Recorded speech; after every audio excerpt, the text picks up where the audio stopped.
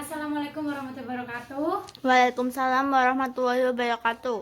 Bagaimana kabarnya Dina anak-anak? Baik. Baik semua ya, alhamdulillah. Ya, Bu. Sebelumnya Ibu akan presentasi terlebih dahulu. Milati Aska, Hadir. Ikhwatul Azizah, Hadir. Rizky Andika, Hadir. Bella Kusuma Ninggraga. Hadir. Hari ini dari semua. Hadir, Bu. Sebelum masuk ke pembelajaran, alangkah baiknya kita berdoa menurut agama dan kepercayaan masing-masing. Berdoa disilakan. Berdoa selesai. Bersama-sama kita menyanyikan lagu Indonesia Raya. Indonesia Raya tuh dua. Indonesia tanah airku, tanah tumpah darahku. Dan sama-sama kita membaca Asmaul Husna. Ya Allah, Ya Rahman, Ya Rahim, Ya Malik, Ya Kudus, Ya Salam, Ya Mu'min. Ya Muhaimin. Kita masuk ke pembelajaran. Alangkah baiknya kita melakukan kegiatan rutinitas kita setiap harinya, itu literasi 15 menit. Di sini ada sebuah cerita pendek tentang persahabatan. Baik keluar dalam.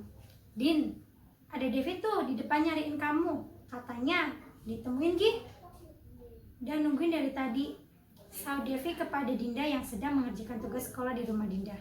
Anak-anak, minggu lalu kita belajar tentang apa? Teks argumentasi, Bu. Baik, hari ini adalah materi kita, yaitu teks argumentasi. Teks argumentasi adalah bacaan yang memuat pengembangan paragraf dengan isi bacaan bertujuan untuk meyakinkan atau membentuk pembaca agar pemikiran yang sama dengan penulis. Intinya teks argumentasi itu membuat pembaca itu sepemikiran dengan penulisnya. Di sini Ibu sudah membawa yang namanya media pembelajaran. Ini biasa disebut dengan word card atau bagian dinding. Di sini ada contoh teks argumentasi, ciri kerangka argumen, lalu ada tugas-tugas yang akan kalian kerjakan nanti. Nah, sebelum masuk ke bagian dinding ini, ada beberapa yang harus Ibu jelaskan. Yang pertama, struktur teks argumentasi. Struktur teks argumentasi terdiri dari 3, yaitu pendahuluan, tujuan argumen, dan kesimpulan. Lalu selanjutnya ada ciri-ciri teks argumentasi. Ciri-ciri teks argumentasi yaitu 1. Memuat ide, gagasan, pandangan, atau pendapat penulis. Lalu yang kedua disertai alasan logis, data, dan fakta. Lalu yang ketiga disampaikan secara analisis dan analogi. Lalu yang terakhir berakhir dengan kesimpulan. Nah, berakhir dengan kesimpulan. Anak-anak bisa maju ke depan untuk melihat bagian dinding. Di sini ada contoh teks argumentasi. Contoh teks argumentasi.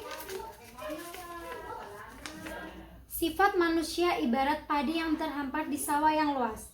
Ketika manusia itu meraih kepandaian, kebesaran, dan kekayaan, sifatnya akan menjadi rendah hati dan dermawan. Begitu pula dengan padi, semakin bersih semakin merunduk. Jika padi itu kosong, maka ia akan berdiri tegak. Lalu ada ciri kerangka argumen.